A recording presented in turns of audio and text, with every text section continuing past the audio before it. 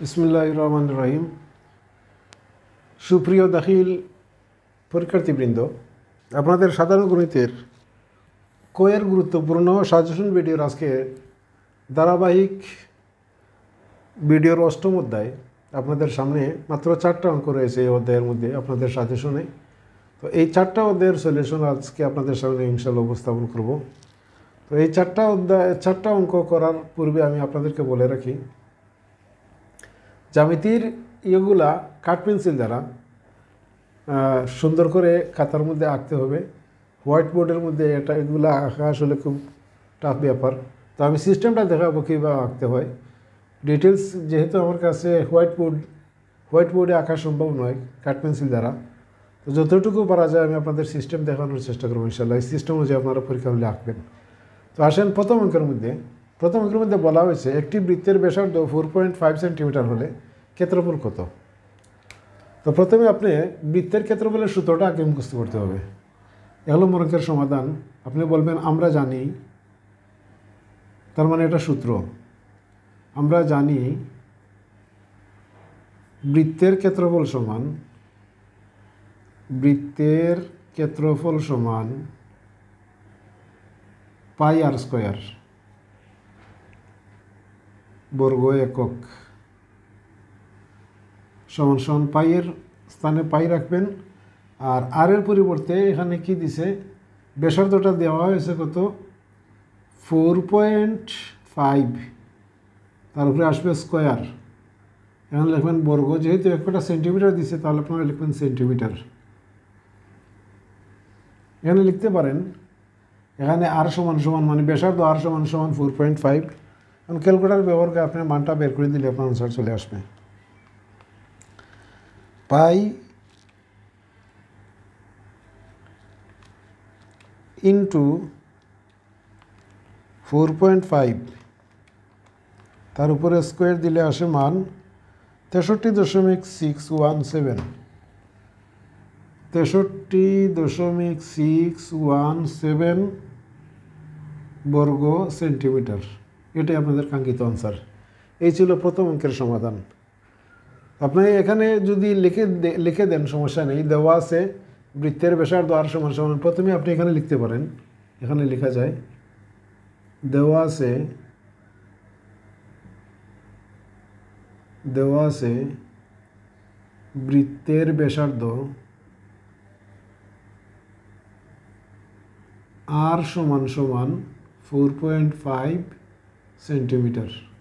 এরপরে আমরা জানি লিখলে সুন্দর হবে ব্যাপারটা। তো এই ছিল প্রথম অঙ্কের সমাধান। এবং দেখো আমরা 2 নম্বর অঙ্কে কী বলা হয়েছে। 2 নম্বর অঙ্কের মধ্যে একটা গাণিতিক অনুযায়ী নয়, এটা একটা উপপাদ্য। যদি কোনো বৃত্তের ব্যাস সিডি এবং একটি জে এবি হয়, তবে দেখাও যে CD is greater than AB. আমরা প্রথমে একটা বৃত্ত এঁকে নিই। 2 নম্বর সমাধানে আপনি এই কথাটা আগে লিখলে ভালো হয়। বৃত্তের ব্যাস সিডি দেওয়া আছে একটি বৃত্তের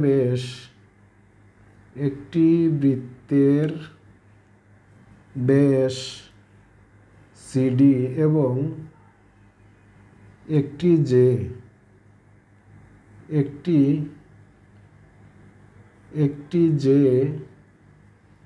এবি। দেখাতে হবে CD is greater than AB.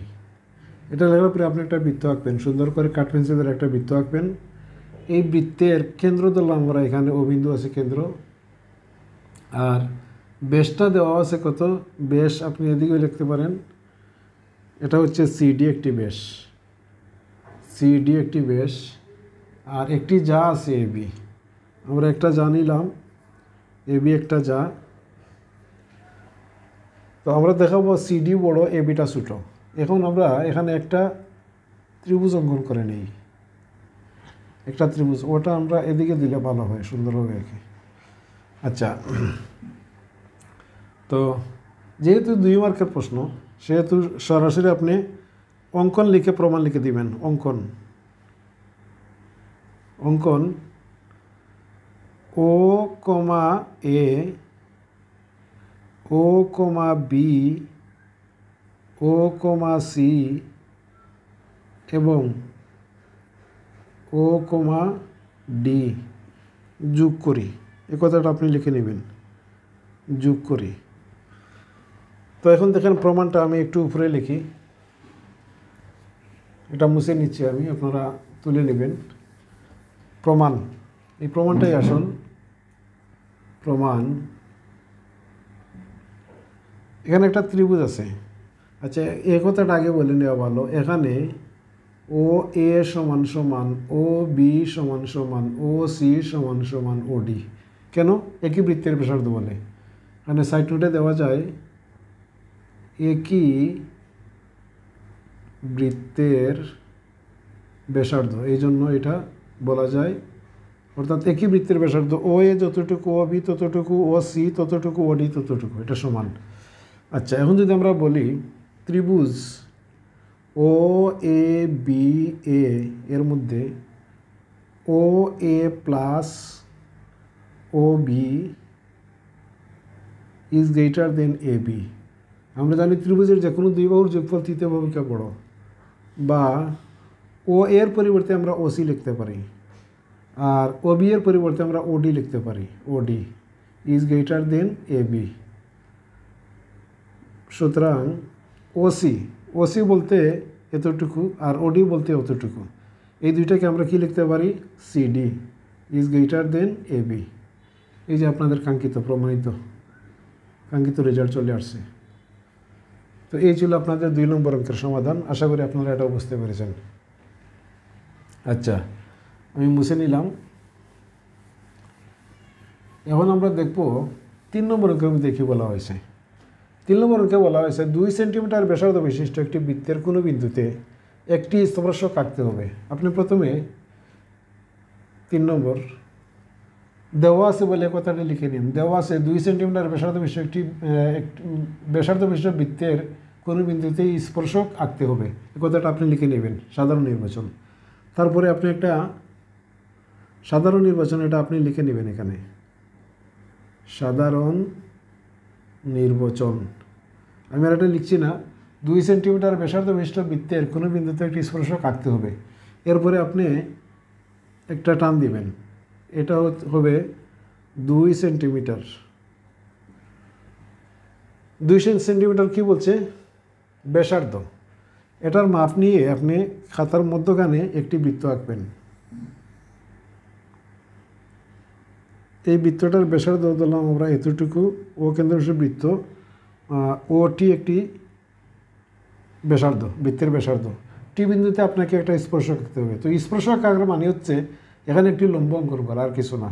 তো প্রথমে আপনি এখানে কম্পাস বসিয়ে এই একটা টান দিবেন, তারপরে সেম মাপে এখান থেকে একটা টান, এখান থেকে সেম মাপে আর একটা টান, তারপরে এইখান থেকে এখানে একটা টান, এখান থেকে এখানে একটা টান, তারপরে এটা আপনি কী করবেন? এটা যোগ করে দিবেন। টি পি দিয়ে দিলাম। এই টিপিটাই হচ্ছে স্পর্শক। এখানে বর্ণনার কোনো প্রয়োজন নেই, জাস্ট এটাই অঙ্কন করে দিলে আপনার 2 নম্বর পেয়ে যাবেন। তো এই ছিল আপনাদের 3 নম্বর প্রশ্নের সমাধান। লাস্ট অ্যান্ড ফাইনাল 4 নম্বর প্রশ্নটি হচ্ছে একটি ত্রিভুজের পরিবৃত্ত আঁকতে হবে। পরিবৃত্ত, তো আপনি 4 নম্বর দিয়ে বিশেষ নির্বাচন, এখানে সাধারণ নির্বাচনটা লিখে নেবেন এভাবে, সাধারণ নির্বাচন। একটি ত্রিভুজের পরিবৃত্ত আঁকতে হবে, জাস্ট কথাটা লিখে নেবেন। তারপরে আপনি একটা ত্রিভুজ দিবেন এখানে। ধরলাম আমরা ত্রিভুজটার নাম হচ্ছে এ বি সি, একটা ত্রিভুজ। এই ত্রিভুজের পরিবৃত্ত, পরিমাণে বাহিরের, তাকে বেরিয়ে একটি বৃত্ত আঁকতে হবে। তো পরিবৃত্ত আঁকতে হলে প্রথমে এই বিন্দুর সমদ্বিখণ্ডক, অর্থাৎ বি থেকে এবং এ থেকে, এদিকে একটা রেখা, এদিকে একটা রেখা, আবার এ থেকে এই রেখার উপরে একটি রেখা, এই রেখার উপরে একটি রেখা, এটা আপনি যোগ করবেন। সেই এইভাবে এ এবং সি এর সমদ্বিখণ্ডক, এ সি রেখার সমদ্বিখণ্ডক, এখানে একটা রেখা, এদিকে একটা রেখা, আবার সি বিন্দু থেকে সেই মাপে এখানে একটা রেখা, এখানে একটা রেখা, এই দুইটা রেখা আবার কী করবেন? আপনি যোগ করবেন। উহারা পরস্পর, এটার নাম দিবেন এম এন, এটার নাম দিবেন পি কিউ। ওরা পরস্পর বিন্দুতে ছেদ করে, তারপরে ও এ আপনি যোগ করে নেবেন, ওকে কেন্দ্র করে ও এর সমান ব্যাসার্ধ নিয়ে একটি বৃত্ত আঁকবেন, বাস এটাই হবে আপনাদের ত্রিভুজের পরিবৃত্ত। তো এই ছিল অষ্টম অধ্যায়ের কয়ের জন্য গুরুত্বপূর্ণ প্রশ্নের সমাধান। ইনশাল্লাহ অষ্টম অধ্যায়ের পরে আমরা নবম অধ্যায়ে অর্থাৎ ত্রিকোণমিতিতে চলে যাব। ত্রিকোণমিতি দেওয়ার পরে আর তো একটা বা দুইটা ভিডিও হবে, ইনশাল্লাহ কয়ের সব সমাধান আমি আপনাদের সামনে উপস্থাপন করা শেষ হয়ে যাবে। তো যদি ভিডিওটা ভালো লাগে অবশ্যই সাথে থাকবেন, চ্যানেলটি সাবস্ক্রাইব করবেন। এ প্রত্যাশার আজকের মতো এখানে শেষ করছি। আল্লাহ হাফিজ, আসসালামু আলাইকুম।